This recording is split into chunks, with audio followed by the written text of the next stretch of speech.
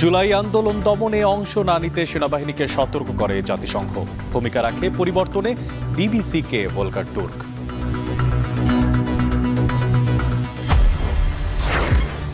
রাজনৈতিক পট পরিবর্তনেও থামেনি সড়ক ফুটপাতে দখলবাজি। শুধু গুলিস্তানেই বছরে চাঁদাবাজি অর্ধশত কোটি টাকা।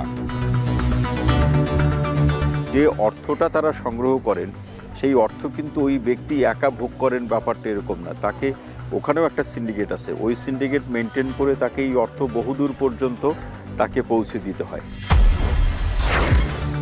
নজরদারির অভাবে সুন্দরবনে ফের বেপরোয়া দস্যু বাহিনী। 4 মাসে অপহরণের শিকার 30 জেলে, আতঙ্কিত বনজীবীরা। এবং বাজারে সংকট কাটছেই না বোতলজাত সোয়াবিন তেলের। বাড়ছে মশলা পণ্যের দর, বাড়তি মৌসুমে বাড়তি শীতকালীন সবজি।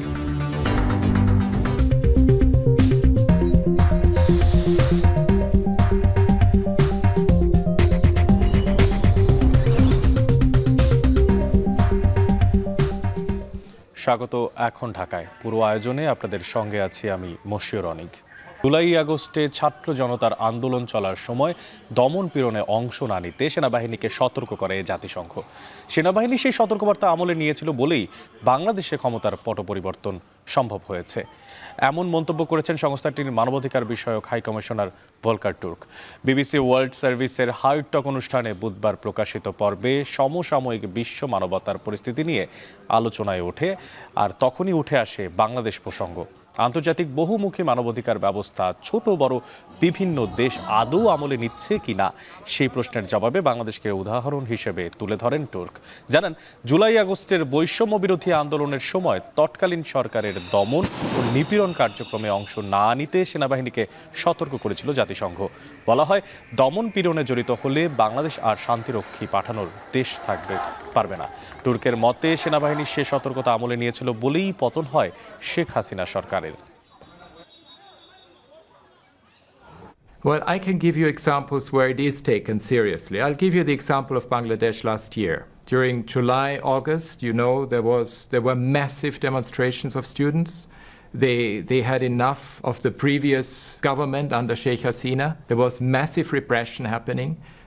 The big hope for them was actually our voice, was my voice, was also what we were able to do. And we put the spotlight on the situation. And we actually gave the warning to the army that if they get involved, it means that they may not be able to be a troop contributing country anymore. As a result, we saw changes. When Mohammed Yunus took over as the new chief advisor of the interim administration, he asked me immediately, can you send us a fact-finding mission to put the spotlight on the situation and to investigate what was happening, which is what we did. And it actually helped. I was in Bangladesh last year. The students were so grateful for us taking a stand and for us speaking out and for supporting them. গণঅভ্যুত্থানের মতো বিরাট রাজনৈতিক পট পরিবর্তনের পরেও থামেনি নাগরিক জীবনের সড়ক ও ফুটপাতে দখলবাজি ও চাঁদাবাজি। হিসেব করে দেখা গেছে, নগরীর ব্যস্ততম যোগাযোগ কেন্দ্রগুলোর অন্তত ৮০% সড়ক দখলে থাকায় তীব্র যানজট আর অচলাবস্থা তৈরি করছে পুরো নগরীতে। অনুসন্ধানে দেখা যায়, শুধু গুলিস্তানেই বার্ষিক চাঁদাবাজির পরিমাণ অন্তত অর্ধশত কোটি টাকা। অপরাধ বিশেষজ্ঞরা বলছেন, পুরো নগরীতে এসব অবৈধ দখলদারিত্ব রাজনৈতিক দুর্বৃত্তায়নের সুযোগ তৈরি করছে। বিস্তারিত জানাবেন আজহার লিমন।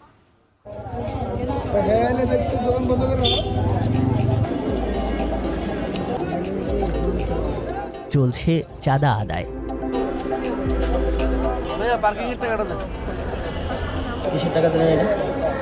কিসের টাকা দিলাম? এনে তত্ত্বাবধান আছে, এদের দিকে টাকা দিলাম। রাজি না হলে হবে এই পরিণতি। সকালের গুলিস্তানের এই ফাঁকা সড়ক, বেলা গড়াতেই যে বাজার, তার পিছনে অনেক হিসেব আছে, রাজনীতি আছে, ভয় আছে, ক্যামেরা দেখে উচ্ছেদের অভিনয়, ইঁদুর বেড়াল খেলা। আমি এদিকে ওই পাশে যাবো, আবার আগের মতো বসে যাবে। এই প্রতিদিন 3-4 বার করে আমরা ওঠানোর পরেও ওরা, এটা তো পার্মানেন্ট সলিউশন না।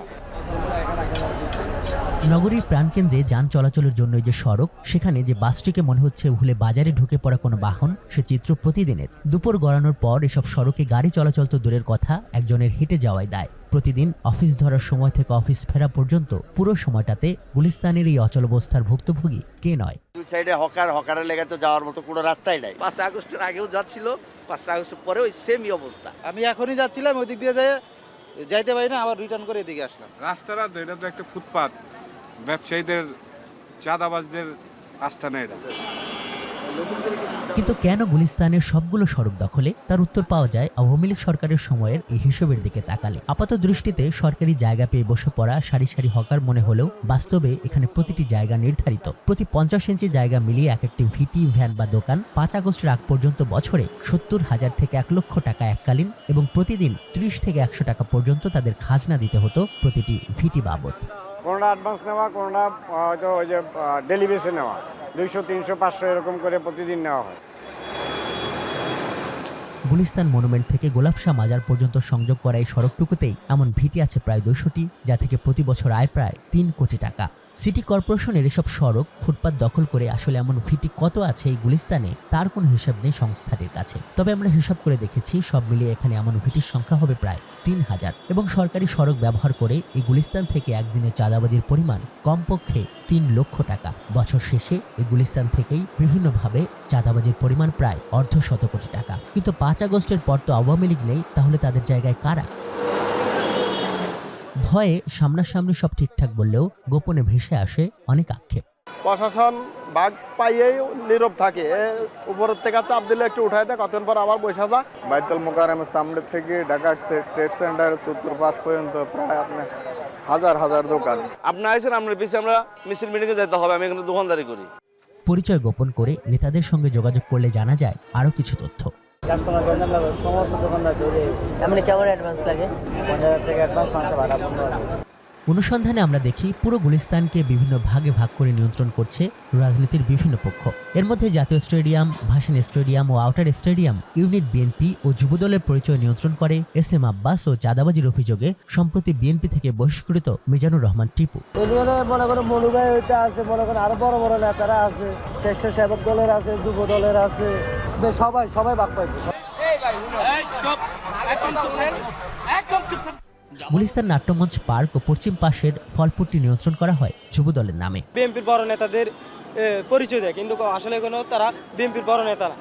একইভাবে নিয়ন্ত্রণ আছে মুক্তাঙ্গন ও পল্টন মোড়ে। বায়তুল মোকাররমের লিংক রোড নিয়ন্ত্রণে আছে যুবদল ইউনিটের জিয়া, শহীদ, লুচ্চা কামালের আধিপত্যে। এবং এর পেছনে যে মহানগর দক্ষিণ শ্রমিক দলের সদস্য সচিব বদরুল আলম সবুজের আশকারা আছে, তা বোঝা যায় ক্যামেরার সামনেই দলবল নিয়ে হকারদের দেয় হুমকি ধামকি থেকে। এরা তো এরকম জুলুম করে নাই, আপনারা আইসা আপনারা ক্ষমতায় না যাইতেই আপনারা জুলুম করেন। মহানগর দক্ষিণ বিএনপির আহ্বায়ক রফিকুল ইসলাম মজনু, যিনি আবার ওই শ্রমিক দল নেতার আপন বড় ভাই, তার কাছে জানতে চেয়েছিলাম স্থানীয় বিএনপি নেতাদের বিরুদ্ধে এমন অভিযোগ সম্পর্কে। পুলিশও কয়েকবার বলছি যেগুলো সব ধরে ফেলা, বুঝছেন? যারা না আমরা ধরে ফেলাই, আমরা চাই না মানুষের লোক এগুলা নিয়ে করুক, কাজ চাঁদাবাজি করুক, এগুলো নিয়ে আমার পক্ষে না, আমরা চাই যে অ্যারেস্ট করুক।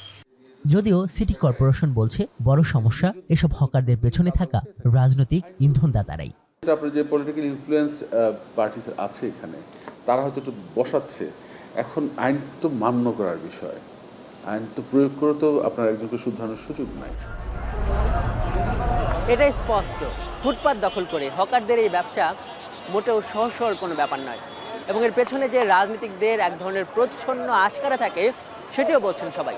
কিন্তু এখন যখন বড় একটি গণভ্যুত্থানের পর সব ক্ষেত্রে পরিবর্তনের একটি আকাঙ্ক্ষা তৈরি হয়েছে, এবং যখন বলা হচ্ছে এই সরকার সেভাবে রাজনৈতিক কোনো সরকার নয়, তখন এসব অনিয়মের বিরুদ্ধে ব্যবস্থা নিতে আসলে অনীহা কেন?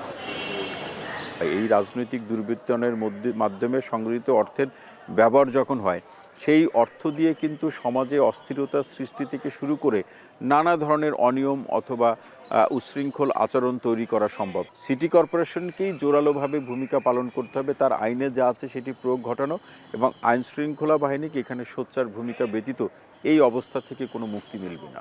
গণঅভ্যুত্থান পরবর্তী বাংলাদেশে সড়ক দখল করে ব্যবসার নামে চাঁদাবাজি সেই আগের ধারায় কি থাকবে, নাকি তা বন্ধ হবে, নাকি ফি ব্যবস্থাপনার মাধ্যমে সরকার হকারদের একটি বৈধ পুনর্বাসনের দিকে নিয়ে যাবেন, সেটি এখন দেখার বিষয়। আজহার লিমন, এখন, ঢাকা। নজরদারির অভাবে সুন্দরবনে আবারও বেড়েছে বনদস্যুদের তৎপরতা।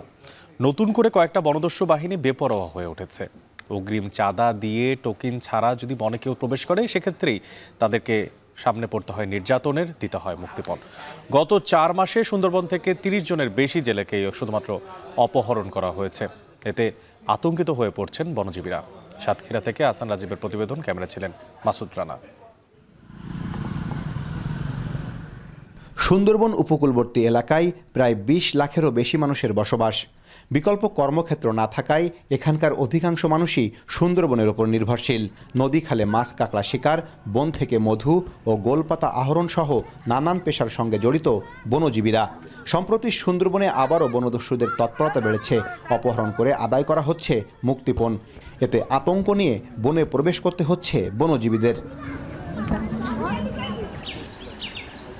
সুন্দরবনের পাশেই বসবাস জেলে পরিবারগুলোর। তাদেরই একজন সুন্দরবন তীরের দাতিনাখালী গ্রামের জেলেপল্লীর বাসিন্দা সায়রা খাতুন। তার জীবনের বেশিরভাগ সময়ই কেটেছে নদীর দিকে পথ চেয়ে। সুন্দরবনের গহীনে মাছ কাঁকড়া শিকারে যাওয়া স্বামী ও সন্তানের বাড়ি ফেরার অপেক্ষায়। তবে আগে বনে বাঘ কুমিরের ভয় থাকলেও এখন আবারও বনদস্যুদের হাতে জিম্মি হয়েছে কিনা সেই শঙ্কায় থাকতে হয় তাকে। তা ঘুম খাওয়া থাকে না, চিন্তা ভাবনাই।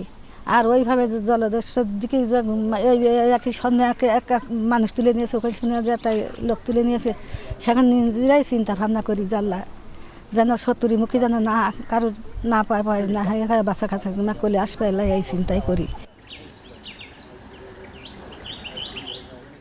পাশের কালিঞ্চি গ্রামের বনজীবী সুজন মুন্ডা গত মাসে নৌকা সাজিয়ে সুন্দরবনে মাছ ধরতে গিয়ে বনদস্যুদের কবলে পড়েন তিনি। পরে মুক্তিপণ দিয়ে বাড়ি ফিরলেও ভয়ে আর যাওয়া হয়নি সুন্দরবনে। কাজ হারিয়ে অভাব অনটনে দিন কাটছে তার। ওখানে আমি কাঁকড়া ধরতে গিয়েছিলাম, যাওয়ার পরে 3 দিন অতিবাহিত হওয়ার পরে আমাকে ডাকাতে ধরছিল। ধরার পরে আমরা 3 জন ছিলাম, 3 জন থেকে বললো যে একজনকে আমাদের সঙ্গে থাকতে হবে, টাকা না দেওয়া পর্যন্ত আমাদের কাছে নৌকা বাইতে হবে আর কি। স্থানীয়রা বলছেন গত 4 মাসে সুন্দরবনের নদীখাল থেকে মুক্তিপণের দাবিতে সুজন মুন্ডার মতো অন্তত 30 জন বনজীবীকে অপহরণ করে দস্যুরা। আগের মতো বেশ কয়েকটি বনদস্যুর দল সক্রিয় হয়েছে। অপহরণের পর মুক্তিপণ আদায় করা হচ্ছে, দিতে না পারলে চালানো হচ্ছে নির্যাতন। ভয়ে থানায় অভিযোগও দায়ের করছে না ভুক্তভোগীরা। গত 5 আগস্টের পর কারাগার থেকে পালিয়ে যাওয়া অনেকেই এসব অপরাধে জড়িয়েছেন বলেও অভিযোগ স্থানীয়দের। 5 আগস্টের পরে আমাদের এই নায়াগনের ভয়, জলদস্যুর ভয় থেকে এখন তারা জঙ্গলে যেতে পারছে, হাতে গোনা 2-1 জন যাচ্ছে। এখন বর্তমান অবস্থা হচ্ছে জলদস্যু যে পরিমাণ জঙ্গলে আছে, এক নৌকা ধরলি 20,000 40,000 যার কাছ থেকে যেমন নিচ্ছে। জলদস্যু বনদস্যুদের হাতে মাইর খেয়েছে এবং তাদের জিম্মিদার রেখে অনেক মোটা অঙ্কের টাকা হাতিয়ে নিয়েছে। যতটা টাকা আমরা সুন্দরবনে এই মাছ কাঁকড়া ধরে আয় করতে পারি না, তাছাড়া দ্বিগুণ টাকা ওদের দেওয়া লাগে। আমি যাব, আমাকে আগাম টাকা দিতে হবে। এই টাকাটা আমাদের না থাকার কারণে আমরা মাছ কাঁকড়ায় ধরতে সুন্দরবনে আর কি যেতে পারতেছি। জঙ্গলে যে যাব কতগুলো ভয়, ডাকাতের ভয়, কুমিরের ভয়, বাঘের ভয়, কত জলদস্যুর ভয়। বর্তমানে এত পরিমাণ জলদস্যু ডাকাত যা আমরা কোনো রকম সুন্দরবনে আমরা ডাকাতির জন্য আমরা কামাই রোজগার করতে পারছি না। 2016 সাল থেকে ধাপে ধাপে সুন্দরবনের গহীনে থাকা 32টি দস্যুদল অস্ত্রসহ সরকারের আইন শৃঙ্খলা বাহিনীর কাছে আত্মসমর্পণ করে। এরপর 2018 সালের 1 নভেম্বর আনুষ্ঠানিকভাবে সুন্দরবনকে দস্যুমুক্ত ঘোষণা করে সরকার। সুন্দরবনে অপরাধ বাড়লে একদিকে যেমন বনজীবীদের জীবিকা হুমকির মুখে পড়বে, অন্যদিকে কমবে রাজস্ব আদায়। এছাড়া কমে আসবে পর্যটকের সংখ্যাও। তবে বন বিভাগের কর্মকর্তা বলছেন এরই মধ্যে অভিযান চালিয়ে বনদস্যুদের কাছ থেকে 10 জেলেকে উদ্ধার করা হয়েছে। এছাড়া প্রতিনিয়ত অব্যাহত রয়েছে টহল। বনদস্যুর ব্যাপারে বন বিভাগ একেবারেই 0 টলারেন্স। আমরা এলাকার জনগণ, আইন শৃঙ্খলা বাহিনী এবং জনপ্রতিনিধি সবাইকে নিয়ে এই অভিযান অব্যাহত রাখার চেষ্টা করতেছি। বনদস্যুর ব্যাপারে কোনো আপোষ নেই, কারণ তারা দেশ ও সমাজের শত্রু, জেলে বাওয়ালির শত্রু। তাদের ব্যাপারে বন বিভাগ শতভাগ কঠোর আছে। নিয়মিত টহলের পাশাপাশি দস্যুদের বিরুদ্ধে অভিযান ও গোয়েন্দা নজরদারি অব্যাহত রয়েছে বলে জানিয়েছে কোস্ট গার্ড। গত কয়েক মাসে পশ্চিম সুন্দরবন থেকে অন্তত 30 জন জেলেকে অপহরণ করে বনদস্যুরা। তাদের কাছ থেকে মোটা অঙ্কের মুক্তিপণ নিয়ে তাদের ছেড়ে দেওয়া হয়, কিন্তু এ ঘটনায় একটিও মামলা দায়ের হয়নি। ক্ষতিগ্রস্ত জেলেরা বলছেন, এ ধরনের ঘটনায় মামলা করলে আবারও নতুন করে তাদের উপরে নির্যাতন করা হবে। তাই সরকারের পক্ষ থেকে দস্যুতা নির্মূলে কঠোর পদক্ষেপ নেওয়ার দাবি তাদের। আহসান রাজীব, এখন সুন্দরবন, সাতক্ষীরা। রমজানকে কেন্দ্র করে বাজারে নিত্যপণ্যের দাম বাড়ছে। চাল, ডাল, চিনি, ছোলা সহ বেশিরভাগ পণ্যের দামই চড়া। স্বস্তি নেই মাছ মাংসের বাজারেও। এদিকে সরকারি নানা উদ্যোগের পরও বাজারে কাটছে না তেলের সংকট। দামের লাগাম টানতে নিয়মিত বাজার তদারকির বিকল্প নেই বলছেন ভোক্তার। প্রতিনিধিদের পাঠানো তথ্য, ছবিতে দেখবেন বিস্তারিত। শীত মৌসুম শেষ হওয়ায় গাজীপুরের বাজারে কমেছে শীতকালীন সবজির সরবরাহ। এতে কেজি প্রতি 10 থেকে 20 টাকা বেড়েছে শিম, ফুলকপি সহ বেশ কিছু সবজির দাম। প্রতি পিস ফুলকপি 30 থেকে 35 টাকা, শিম 80 টাকা, মরিচ 70 থেকে 80 এবং বেগুন বিক্রি হচ্ছে 140 টাকা কেজি দরে। রমজানকে কেন্দ্র করে ময়মনসিংহে বেড়েছে মশলা পণ্যের দাম, যার মধ্যে উল্লেখযোগ্যভাবে দাম বেড়েছে এলাচের। বিক্রি হচ্ছে 4,800 থেকে 5,200 টাকায়। এছাড়া জিরা, লং, দারুচিনির দামও কিছুটা বাড়তি। এছাড়া ছোলা কেজি প্রতি 100 টাকা এবং মসুর ডাল বিক্রি হচ্ছে 130 টাকায়। সরবরাহ স্বাভাবিক থাকলেও বগুড়ার বাজারে বাড়তি মাছ মাংসের দাম। বগুড়ার বাজারে প্রতি কেজি গরু ও খাসির মাংস বিক্রি হচ্ছে যথাক্রমে 750 ও 1100 টাকায়। 1 থেকে 2 কেজির রুই মাছ বিক্রি হচ্ছে 200 থেকে 300 টাকায়। তবে এর তুলনায় কিছুটা স্বস্তি রয়েছে কাঁচা বাজারে। এদিকে সিলেটে সপ্তাহ ব্যবধানে কিছুটা বেড়েছে মাছের দাম। দেশি মাছের আমদানি কম থাকায় কেজি প্রতি 20 থেকে 40 টাকা পর্যন্ত বেড়েছে মাছের দাম। তবে ব্যবসায়ীরা বলছেন, রমজানের মাঝামাঝি সময়ে মাছের দাম কমতে পারে। বাজার নিয়ন্ত্রণে রাখতে কার্যকর মনিটরিংয়ের দাবি জানান ভোক্তারা। প্রত্যয় দাস, এখন। আজ ঐতিহাসিক 7 মার্চ, বাঙালি জাতির স্বাধীনতা সংগ্রাম ও মুক্তিযুদ্ধের ইতিহাসের গুরুত্বপূর্ণ দিন।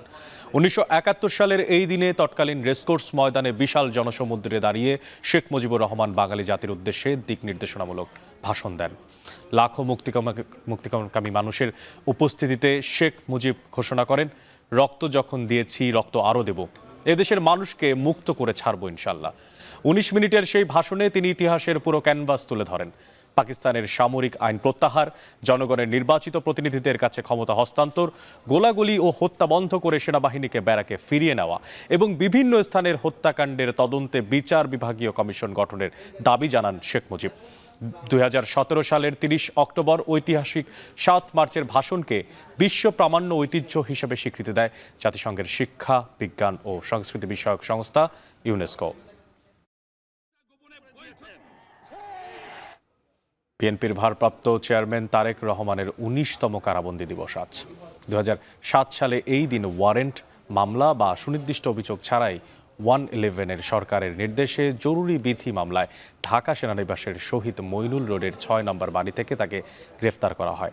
অভিযোগ আছে, রাজনৈতিক উদ্দেশ্য থেকেই তার বিরুদ্ধে 12টি মামলা দায়ের করা হয়। 554 দিন কেন্দ্রীয় কারাগারে বন্দী থাকার পর 2008 সালের 3 সেপ্টেম্বর জামিনে মুক্তি পান তারেক রহমান। এরপর তাকে উন্নত চিকিৎসার জন্য লন্ডনে নিয়ে যাওয়া হয়। বর্তমানে তিনি সেখানেই অবস্থান করছেন।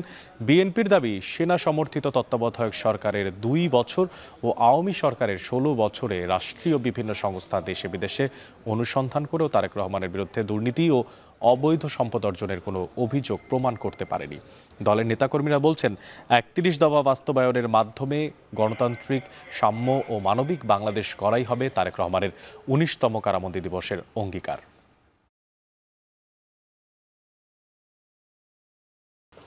অনবোর্ড সার্ভিস চার্জ বাড়াতে কন্টেইনার জাহাজ থেকে পণ্য খালাসে ব্যর্থ অপারেটররা গতি কমিয়ে দিয়েছেন বলে অভিযোগ শিপিং এজেন্টদের। এতে কন্টেইনার খালাসের সময় বেশি লাগায় জিসিবিতে জাহাজের গড় অবস্থানকাল বেড়ে গেছে। রপ্তানি পণ্য শিপমেন্ট ও আমদানি পণ্য ডেলিভারিতে দেরি হচ্ছে। অভিযোগ অস্বীকার করে বার্তা অপারেটররা বলছেন, দীর্ঘ 18 বছরেও সার্ভিস চার্জ বাড়ায়নি শিপিং এজেন্টরা। তাদের দাবি, রমজানে ইফতার, তারাবি ও সেহরির কারণে কর্মঘণ্টা কমায় কমেছে কাজের গতি। বিস্তারিত জানাচ্ছেন হাজেরা শিউলি। চট্টগ্রাম বন্দরের জেনারেল কার্গো বার্থের 6টি জেটিতে কন্টেনার জাহাজ ভিড়ে বন্দরে নিযুক্ত বার্থ অপারেটররা জাহাজ থেকে কন্টেনার ওঠানো ও নামানোর কাজটি করেন। এজন্য প্রতি কন্টেনারে অনবোর্ড সার্ভিস চার্জ ও শ্রমিকদের মজুরি বাবদ 559 টাকা দেয় শিপিং এজেন্টরা। বার্থ অপারেটরদের অভিযোগ, প্রতি বছর শ্রমিকদের মজুরি খরচের উপর 10% করে বাড়লেও সেবা খাতে গত 18 বছরে বাড়েনি 1 টাকাও। 2007 সালে নির্ধারিত দরেই এখনও কাজ করে যাচ্ছেন তারা। শিপিং এজেন্টদের অভিযোগ, বন্দরের সাথে আলোচনার মাধ্যমে চার্জ বাড়ানোর বিষয়টি চলমান থাকলেও জিসিবিতে কন্টেনার হ্যান্ডলিংয়ে ট্রেন প্রতি প্রয়োজন অনুযায়ী গ্যাং বা শ্রমিক দিচ্ছে না বার্থ অপারেটররা। কন্টেনার পরিবহনে ট্রেলারও মিলছে না ঠিকঠাক। এই অবস্থা চললে সার্বিক আমদানি রফতানি বাণিজ্যে নেতিবাচক প্রভাব পড়বে। এ বিষয়ে শিপিং এজেন্ট অ্যাসোসিয়েশনের চেয়ারম্যান বলছেন, বার্থ অপারেটরদেরকে প্রতি কন্টেনারে 8% চার্জ বাড়ানোর প্রস্তাব দেওয়া হলেও তারা 110% দাবি করছে, যা যৌক্তিক নয়। দীর্ঘদিন ধরে তাদের রেটটা বাড়ানোর ব্যাপারে আমাদেরকে অ্যাপ্রোচ করে নাই। আমাদের কথা ছিল এটাই, এবং ওরাও অ্যাগ্রি যে 10% যেটা, এটা আসলে একটা অযৌক্তিক। তো এখন আমরা এটাই বলেছিলাম যে 10%টাকে যদি আমরা রহিত করে এটাকে যদি আমরা সবাই মিলে, যে ব্যাপারে ওই বার্থ অপারেটর অ্যাসোসিয়েশন ওনাদেরও মতামত আছে, আমরা এটাকে যদি রহিত করতে পারি তখন আমরা বসে আমরা ওই আপনাদের রেটটার ব্যাপার নিয়েও তখন আমরা কথা বলতে পারি।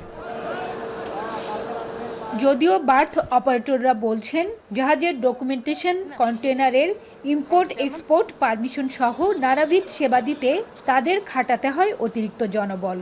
তাছাড়া 18 বছরের যন্ত্রপাতি কেনা সহ সব রকম ব্যয় বাড়লেও মাত্র 50 টাকা চার্জ বাড়ানোর প্রস্তাব কোনোভাবেই মেনে নেওয়ার মতো না। শিপিং এজেন্ট কন্টেইনার খাতে, জাহাজ খাতে এতটাই রেট বাড়িয়েছে, কিন্তু আমরা কোনোদিন তাদের কাছে এই বাড়তি রেট আমরা দাবি করিনি। কিন্তু এখন এমন একটা বাজারের এমন অবস্থা, আমাদের খরচের এমন একটা পর্যায়ে পৌঁছে গেছে, এখানে আমাদের এখন বাড়তি ছাড়া আমাদের যেটা আমরা অধিকার, যেটা আমরা যেটা ডিজার্ভ করি ওদের কাছে, ওইটা আমাদের চাওয়া ছাড়া আমাদের আর কোনো এখন উপায় নেই। এদিকে এই বিষয়ে সরাসরি কথা না বললেও বন্দর কর্তৃপক্ষ জানায়, বিরোধ নিরসনে কমিটি কাজ করছে, দ্রুতই আসবে সমাধান। হাজরা শিউলে, এখন চট্টগ্রাম। রমজান শুরুর পর প্রথম শুক্রবারে জমে উঠেছে ঈদের কেনাকাটা। তুলনামূলক কম ভিড়ে আগেভাগেই পছন্দের পোশাক কিনে নিতে এসেছেন ক্রেতারা। এ ব্যাপারে বিস্তারিত জানাতে রাজধানী নিউ মার্কেট থেকে যুক্ত হচ্ছেন সহকর্মী তাসফিয়া উখরোজ। উখরোজ, আপনার থেকে জানতে চাই যে নিউ মার্কেটে এখন কোন ধরনের পণ্যের বিক্রি বেশি দেখতে পাচ্ছেন, আর কি বলছেন বিক্রেতারা, কখন নাগাদ আসলে তাদের এই বেচা বিক্রি বাড়তে পারে, কি তথ্য আছে আপনার কাছে? অনেক, আপনি আসলে জানেন যে ঈদ আসলেই কিন্তু ঢাকা এবং ঢাকার আশেপাশের যারা বাসিন্দা রয়েছেন তাদের ঈদের বাজারের যে আগ্রহ, সেটি কিন্তু আসলে এই নিউ মার্কেটে আসলেই দেখা যায়। অর্থাৎ ঢাকার বাসিন্দাদের আগ্রহের জায়গায় থাকে এই নিউ মার্কেট এলাকা ঈদের বাজারকে ঘিরে। তারা এই নিউ মার্কেট এলাকায় আসেন, তাদের যে সব ধরনের প্রয়োজনীয় যে জামা কাপড় থেকে শুরু করে স্যান্ডেল, জুতা, সব ধরনের পণ্যই কিন্তু তারা এখান থেকে কেনাকাটা করতে পারেন। তাই এই নিউ মার্কেটকে ঘিরে কিন্তু ক্রেতাদের মাঝে একটি অন্যরকম আগ্রহের জায়গা হয়ে থাকে বলে এটি জানা যায়। এছাড়া আপনি যেমনটি বলছিলেন, যেহেতু আজ রমজানের প্রথম শুক্রবার, সেহেতু ভিড় অন্যান্য দিনের তুলনায় কিছুটা বেশি। আমরা সকাল থেকে নিউ মার্কেট এলাকায় রয়েছে এবং আমরা এখান থেকে দেখতে পাচ্ছি যে সময় যত গড়াচ্ছে, বেলা যত গড়াচ্ছে, ততই কিন্তু ধীরে ধীরে এই নিউ মার্কেট এলাকায় ক্রেতাদের সমাগম কিছুটা বাড়ছে। এবং বিক্রেতারা এ ব্যাপারে বলছেন, যেহেতু শুক্রবার দিন, সেহেতু বিকাল বা সন্ধ্যার দিকে তারা ক্রেতার সংখ্যা আরও বেশি আশা করছেন। এছাড়া বিক্রেতাদের সাথে আমরা বেচা কেনার ব্যাপারেও কথা বলেছি। তারা বলছেন যে গত চারটি যে রোজা গেল, সেই সময়টিতে কিন্তু তারা খুব বেশি আসলে লক্ষণীয় মাত্রায় বেচা কেনা করতে পারেননি।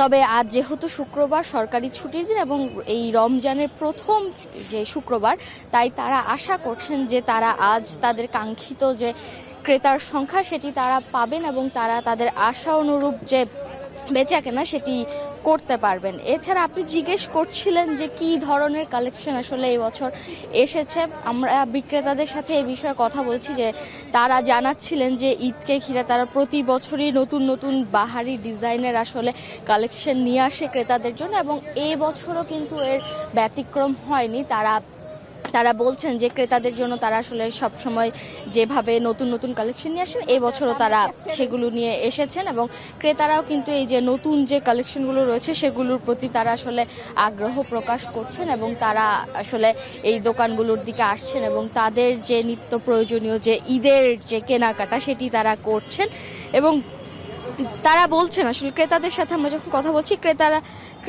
ক্রেতারা বলছেন যে যেহেতু নিউ মার্কেট এলাকায় আসলে হচ্ছে সুলভ মূল্যে তারা সব ধরনের যেই তাদের প্রয়োজনীয় যে জিনিসপত্রগুলো রয়েছে সেগুলো পান, তাই তাদের যে আগ্রহের জায়গা সেটা আসলে একটু বৃদ্ধি পায় এই ঈদের বাজারে এসে নিউ মার্কেট এলাকাতে। তো এই ছিল আমার কাছে ঈদের বাজারের সবশেষ।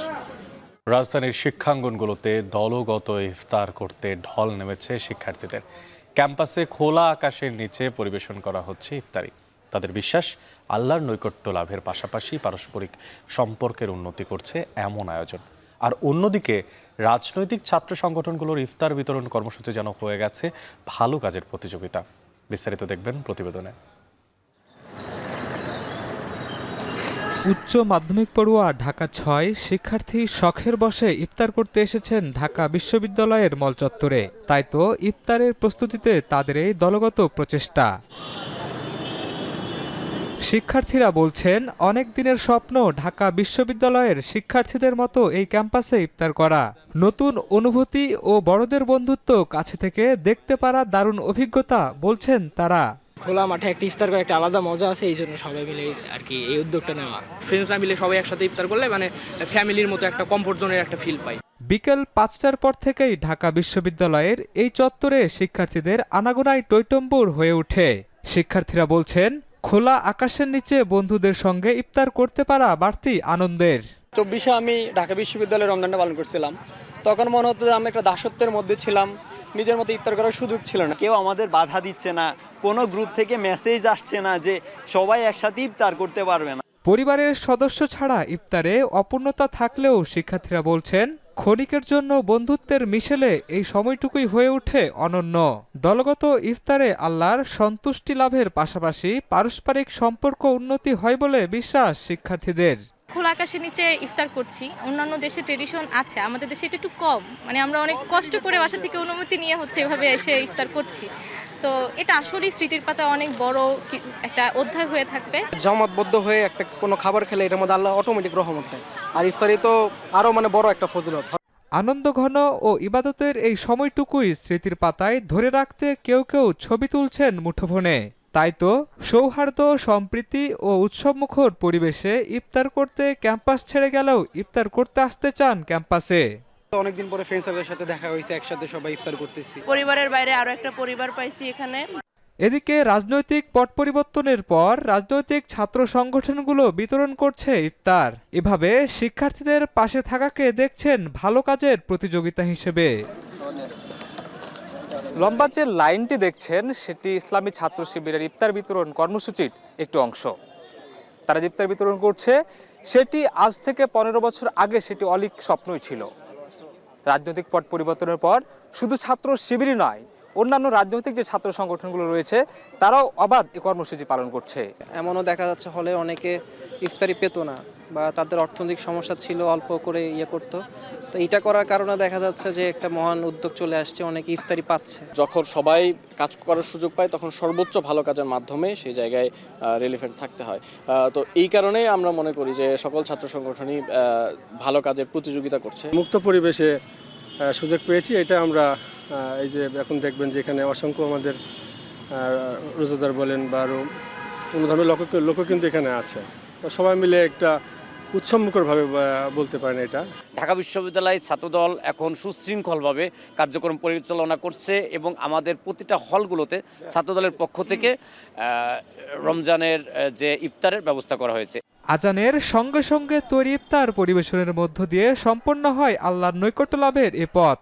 প্রতি রমজানে এমন কর্মসূচি চালু রাখার কথা বলছে ছাত্র সংগঠনগুলো। শাহিনুল ইসলাম সাগর, এখন, ঢাকা। নির্বাচন কমিশন সঠিকভাবে কাজ করলে ডিসেম্বরে নয় জুনের মধ্যে নির্বাচন সম্ভব বলে মন্তব্য করেছেন বিএনপির সিনিয়র যুগ্ম মহাসচিব রুহুল কবির রিজভী। রাজশাহীতে জুলাই আগস্ট আন্দোলনে বিএনপির আহত নেতাকর্মীদের আর্থিক অনুদান প্রদান অনুষ্ঠানে যোগ দিয়ে তিনি একথা বলেন। এ সময় তিনি আরও বলেন, দেশের মানুষের চূড়ান্ত গণতন্ত্র এখনও প্রতিষ্ঠা হয়নি। আমাদের চূড়ান্ত গণতন্ত্র এখনো কিন্তু ফিরে আসেনি, কারণ ন্যায় বিচার প্রতিষ্ঠা না হলে কোনো মানুষের আপনার মুক্তি মিলবে না। এটা মার্চ মাস, তো নির্বাচনের জন্য গরিমসি কেন? সরকারও একটা সময় বলেছেন, একটা মাস বলেছেন ডিসেম্বর। আবার শুনি কেউ কেউ বলছেন যে না, এটা আরো পিছিয়ে দিতে হবে, এই সময় নির্বাচন করা কঠিন। নির্বাচন তো করবে নির্বাচন কমিশন, তাকে সহায়তা দেবে সরকার। রমজানের শুরু থেকেই পর্যটক শূন্য হয়ে পড়েছে কক্সবাজার। এতে ইতোমধ্যেই বন্ধ হয়ে গেছে হোটেল, মোটেল, সৈকত কেন্দ্রে কয়েক হাজার ব্যবসা প্রতিষ্ঠান। গত 4.5 মাসে ভালো ব্যবসা হলেও রমজানের শুরুতেই চরম খরা দেখা দেয় দুশ্চিন্তায় পড়েছেন ব্যবসায়ীরা। তবে ঈদ ঘিরে আবারও পর্যটন খাতে প্রাণ সঞ্চার হওয়ার আশা করছেন সংশ্লিষ্টরা। মন্তোষ বেদজ্ঞর প্রতিবেদনে ছবি তুলেছেন মোহাম্মদ রাসেল। সৈকতের সুগন্ধা পয়েন্টের প্রবেশমুখ, চিরচেনা যানজট নেই, ফাঁকা সড়ক আর দুপাশের দোকানপাট বন্ধ। শহরের রেস্তোরাঁগুলোর চিত্র একই, খালি পড়ে আছে 5 শতাধিক হোটেল, মোটেল, রিসোর্ট ও গেস্ট হাউস। প্রায় 4.5 মাস ভালো ব্যবসার পর রমজানের শুরু থেকেই পর্যটক কম কক্সবাজারে। হোটেল, রেস্তোরাঁ, পরিবহন খাত সহ সংশ্লিষ্ট ব্যবসা বাণিজ্যে ধীর গতি। অলস সময় কাটছে ক্ষুদ্র ব্যবসায়ী, বিচ বাইক চালক ও ফটোগ্রাফারদের। খালি পড়ে থাকা সৈকত যেন জানান দিচ্ছে পর্যটন খাতে নীরবতার চিত্র। রমজান থেকে ব্যবসা নেই, এখন ফাঁকা, এরকম ফাঁকা। মানুষের দল কমে গেছে, এখানে মানুষজন কম, এখানে রোজার এখানে হোটেল বাণিজ্য খুবই, ব্যবসা বাণিজ্যের দিকে একটু হালকা হয়ে গেছে। আমরা এমনি নামে ঘুরে ফিরে চলে যাই, কারণ গাড়িগুলো বসায় রাখলে সমস্যা, বসায় রাখলে একটা না একটা ক্ষতি হয়ে যায়। আমরা তো প্রতিদিন আসি, এখন গাড়ির তেলের টাকাটা শুদ্ধ পাই না, প্রচুর লোকজন কম, একদম নাই বললেই চলে। এর আগে 2000-3000 করে মারতাম, এখন তো 500 টাকা মারতে কষ্ট হয়ে যায়। পর্যটক না থাকায় বন্ধ রয়েছে হোটেল, মোটেল জোনের অনেক ব্যবসা প্রতিষ্ঠান। এরই ফাঁকে ঈদের ছুটিতে ব্যাপক পর্যটক সমাগমের আশায় কিছু হোটেল, রেস্তোরাঁয় চলছে সংস্কার কাজ। এই মাসটাকে আমরা মূলত আমাদের প্রতিষ্ঠানগুলোকে রেনোভেশন করার জন্য, মানে সংস্কার করার জন্য রং এবং বিভিন্ন বিষয়ে কাজ যেগুলো ভাঙাচোরা হয়, এগুলো আমরা এই মাসটাকে মোটামুটি 30 দিনে আমরা কাজগুলো গোছাই নিই, যাতে ঈদের পর থেকে পরবর্তী সময়ে আমরা ব্যবসায়ী যারা পর্যটকরা তাদের সেবা দিতে পারি, তারা যেন পরিবার পরিজন নিয়ে একটা স্বাচ্ছন্দ্যবোধ পরিবেশ পায়, আরামদায়ক পরিবেশ পায়। আবারও সমুদ্রের নোনা জলে উচ্ছ্বাসে মেতে উঠবেন হাজারো পর্যটক, প্রাণ ফিরে পাবে সমুদ্র সৈকত, এমনটাই প্রত্যাশা পর্যটন সংশ্লিষ্টদের। এখন কক্সবাজার। ঈদে পোশাকের পাশাপাশি নারীদের প্রয়োজনীয় অনুষঙ্গ প্রসাধনী। তাই তো রোজার শুরুতেই প্রসাধনীর দোকানগুলোতে ভিড়, আর চাহিদা অনুযায়ী দেশি বিদেশি রূপচর্চার বিভিন্ন পণ্যের পসরা সাজিয়েছেন দোকানিরা। রিফাত রহমানের প্রতিবেদনে দেখবেন বিস্তারিত।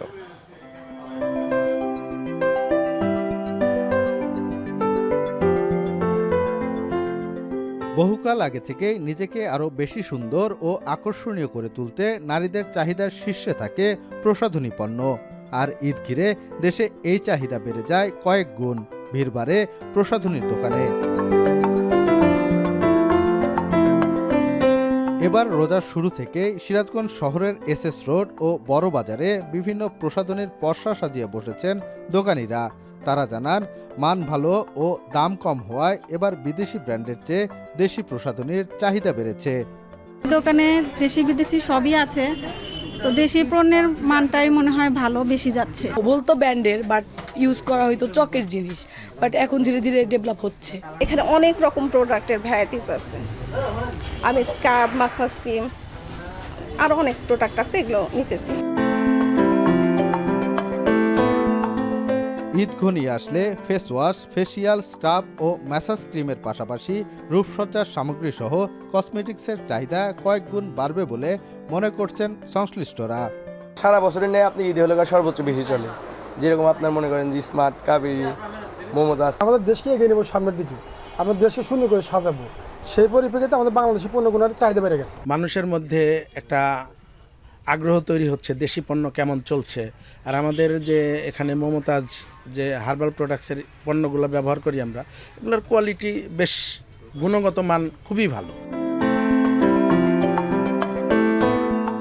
তবে ক্রেতারা যেন নিম্নমানের ও নকল প্রসাধনী কিনে প্রতারিত না হন সেজন্য বাজার মনিটরিং সহ দোকানগুলোতে নজরদারির কথা জানায় চেম্বার অব কমার্স। অসাধু কোম্পানির দ্বারা এই সমস্ত ভেজাল পণ্য বিক্রি না হয় সেজন্য আমরা চেম্বার অব কমার্স অ্যান্ড ইন্ডাস্ট্রির পক্ষ থেকে আমরা তদারকি করব ইনশাল্লাহ। এবার ঈদুল ফিতর উপলক্ষে জেলা শহরের 200 শতাধিক প্রসাধনী দোকানে অন্তত 20 কোটি টাকা লেনদেনের আশা ব্যবসায়ীদের।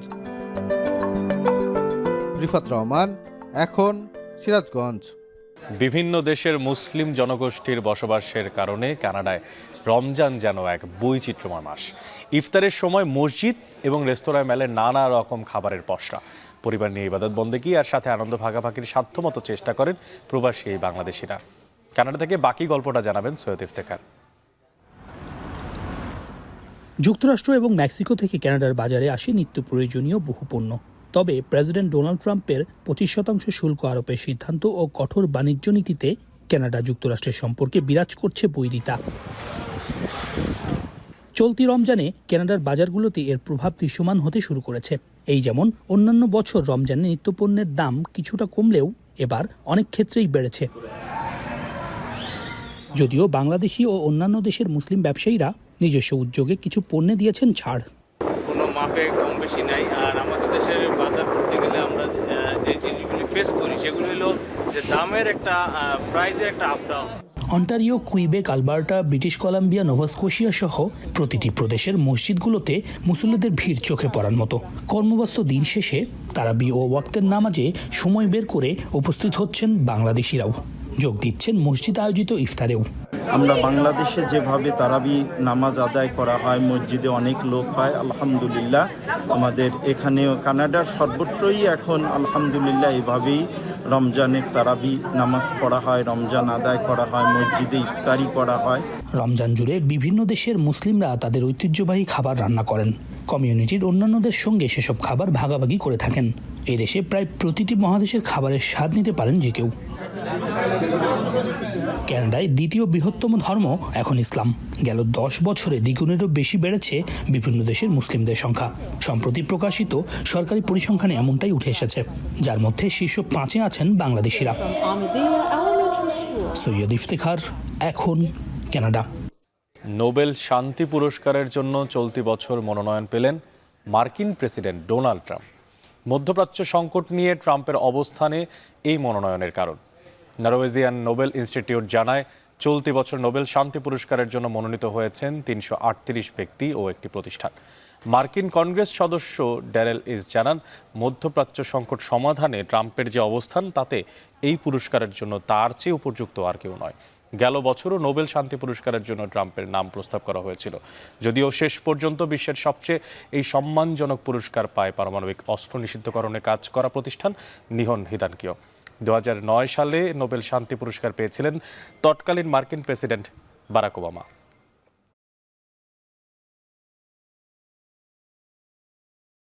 এবার খেলার প্রসঙ্গ। অবসর ভেঙে বাংলাদেশের বিপক্ষে খেলার প্রস্তুতি নিচ্ছেন ভারতের কিংবদন্তি ফুটবলার সুনীল ছেত্রী। গেল বছরের জুনে আন্তর্জাতিক ফুটবলকে বিদায় জানিয়েছিলেন ভারত দলের এই অধিনায়ক। তবে মার্চে এএফসি এশিয়ান কাপ বাছাই পর্ব ম্যাচের 20 দিন আগে নিজের সিদ্ধান্তের কথা জানিয়েছেন ফেডারেশন। এর আগে 19 মার্চ মালদ্বীপের বিপক্ষে ফ্রেন্ডলি ম্যাচ খেলবে তারা। সেই ম্যাচে জাতীয় দলের হয়ে মাঠে নামার কথা রয়েছে ছেত্রীর। তবে কতদিনের জন্য জাতীয় দলের জার্সিতে খেলবেন সে বিষয়ে ফেডারেশনের পক্ষ থেকে কিছুই জানানো হয়নি। আন্তর্জাতিক ফুটবল থেকে অবসর নিলেও ইন্ডিয়ান সুপার লিগে এতদিন দাপটের সঙ্গে খেলছিলেন ভারতের এই সুনীল ছেত্রী।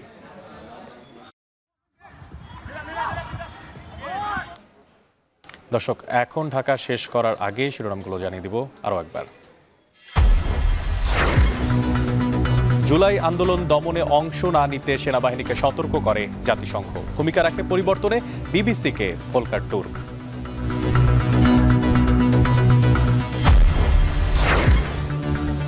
রাজনৈতিক পট পরিবর্তনেও থামেনি সড়ক ফুটপাতে দখলবাজি। শুধু গুলিস্তানেই বছরে চাঁদাবাজি, অর্থ শত কোটি টাকা।